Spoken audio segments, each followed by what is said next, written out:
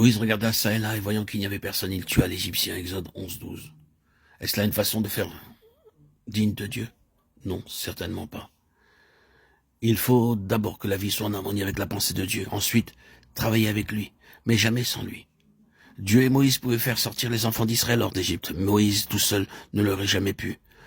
Lorsqu'il sortit le second jour, Moïse vit 2 Hébreux qui se battaient. Il dit à celui qui avait tort, « Pourquoi frappes-tu ton frère ?» L'Hébreu répondit, « Qui t'a fait prince et juge sur nous? Veux-tu me tuer comme tu as tué l'Égyptien ?» Et Moïse eut peur. Exode 2, 13, 14. Il venait d'être atteint en plein cœur par l'une de ces flèches qui semblent lancées par la main de Dieu. Il est dur de s'entendre traiter de la sorte, par cela même qu'on veut secourir. Et cependant, nous devrions rechercher ces rues de vérité plutôt que de les craindre, si nous voulons vraiment soumettre nos vies à celui qui les rendra sans reproche. Car nous ne nous voyons pas nous-mêmes.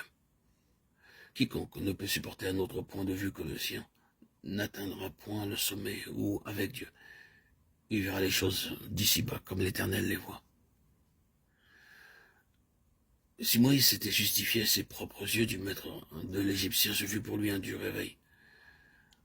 Pour cet homme qui vidait une querelle personnelle, point de différence entre lui et Moïse, lequel voulait délivrer Israël, c'est que les autres voient les moyens employés, moyens charnels ou mondains, et ils ne discernent pas l'idéal poursuivi. Permettrons-nous que le mal entache notre action? Nous qui sommes exhortés à nous abstenir de toute apparence de mal et à rechercher ce qui est honorable. Qui t'a établi juge sur nous? Lamentable échec pour le premier pas que fait Moïse vers ses frères. Bénissons Dieu pour nos échecs et pour ses rudes réveils.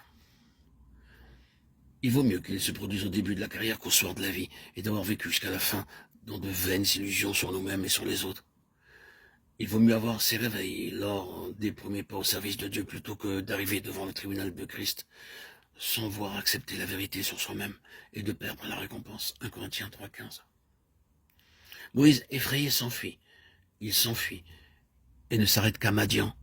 Le voici désormais étranger et voyageur ici-bas. Du jour au lendemain, quel changement! En son cœur, il avait déjà fait son choix. Dieu réalise celui-ci de façon inattendue. Le palais égyptien est bien loin. Il n'y a plus qu'un étranger dans le désert.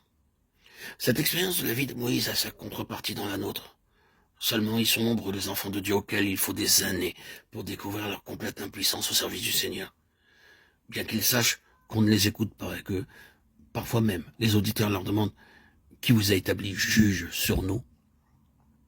Ne blâmons pas les auditeurs, recherchons plutôt devant Dieu les causes de nos échecs, afin qu'il puisse nous transformer en vaisseaux propres à son usage, en instruments dont il pourra se servir.